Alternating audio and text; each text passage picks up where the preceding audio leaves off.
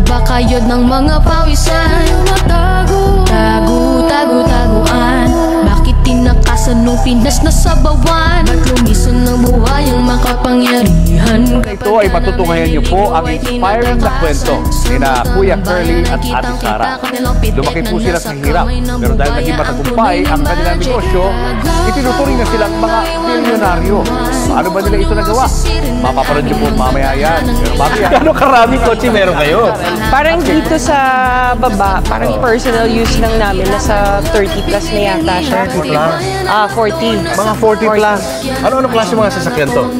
Usually gusto namin yung mga SUVs para kasi apat yung mga anak namin. Isang sakayan lang kami lahat. Parang nasa isang sasakyan. Nagagamit niyo ba lahat siya? Hindi na nga. Hindi na nga. Sa dami. Yung iba, pinapagamit namin sa mga bata as panghatid sa yung school. hatid sa school yung mga bata. Or kaya yung iba kasi, yung anak ko, yung dalawang anak ko kaya na mag-drive. So minsan ginagamit nila. Ano-ano klase mga kotse to? Describe mo sa amin. Okay, so mostly American car siya. So ito yung Cadillac, white and black. Ito yung sports niya, sports edition. version. Yes. Okay. 20, ano yata yan? 20... Basta, Oo, 20 something, oo. And then, syempre, yung Lincoln Navigator, ito yung una na bili namin. Tapos yung, hindi, yung black pa lang una na bili namin. Tapos yung white, gusto ko may white din siya. Black and white. Black and white. Yes.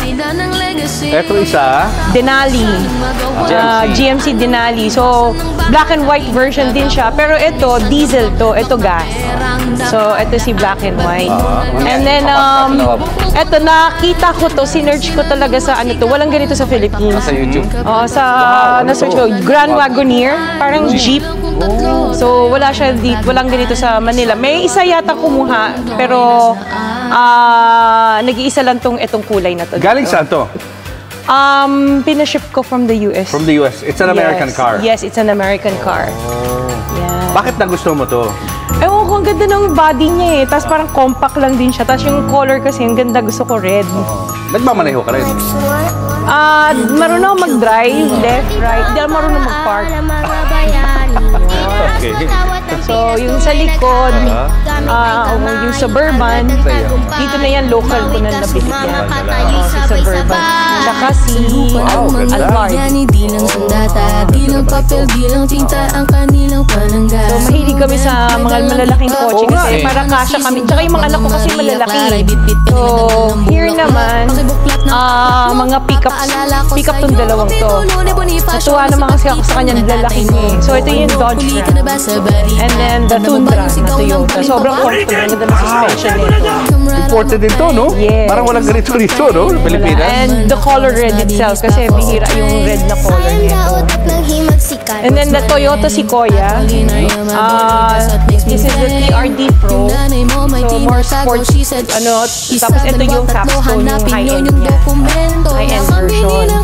And then ito sa mga unang sasakyan na na-purchase namin, yung X5, tsaka yung F-Pace na Jaguar. Jaguar naman to. Yes. Ang mga unang sasakyan. Ano pinakalagi niya nagagamit? Yung Rolls. Ito tayo. Di tayo tayo. Ito parang hindi na nagagamit sa Sara. Ito yung one of the first cars na meron talaga kami is this Altera. Ano na to, hindi na nag-reproduce to. So, Isa sa pinakauna namin. ito yung Hindi namin tinatanggal. GLS, Mercedes-Benz, yeah, GLS. S is one of the S-Class series ng Benz. SUV din siya, hanggang likod, tatlong row siya. And then the Volvo XC90. Ito yung gustong-gusto ko na dati na unang bilhin. Nung nabili na namin siya, hindi ko na ginagamit. Ang anak ko, ewan ko, anak ko gumagamit nito. At least gagamit na rin pala. Yes. Kahit paano, no? Yes. Napakaswerte naman ng mga anak nyo. Oo.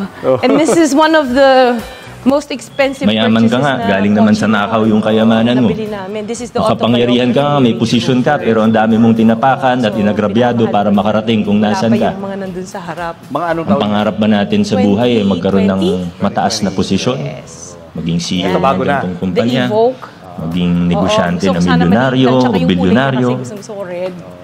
And Ang pangarap ba natin ay sumikat, magkaroon ng 1 million followers sa TikTok? Nakita ko sa magazine. Ang pangarap ba natin ay magkaroon ng mataas na posisyon at maging makapangyarihan? Dumating yung long wheelbase. In my line of work, Kasi 3 rows siya. Usually yung Defender. ang dami kong nakikita, sabi nga kanina, napakadaling makain ng sistema. Yes. People start off with good intentions. But the saddest thing that I've seen as a person in government or working with government are actually people who have the right intentions when they start. Pero But Lexus ang along the way, they get lost. And of course, yung Nakakain ng pangarap, ng ambisyon. And again, there's nothing wrong with ambition per se. There's nothing wrong with having lofty dreams. Muntik na maging Pero ang tanong, ito yun. bakit ba yun yung pangarap natin? Nagpahanap talaga ako yung Ba't ko gusto magka-posisyon? Ask myself every day, ba't ko ba gusto maging mayor?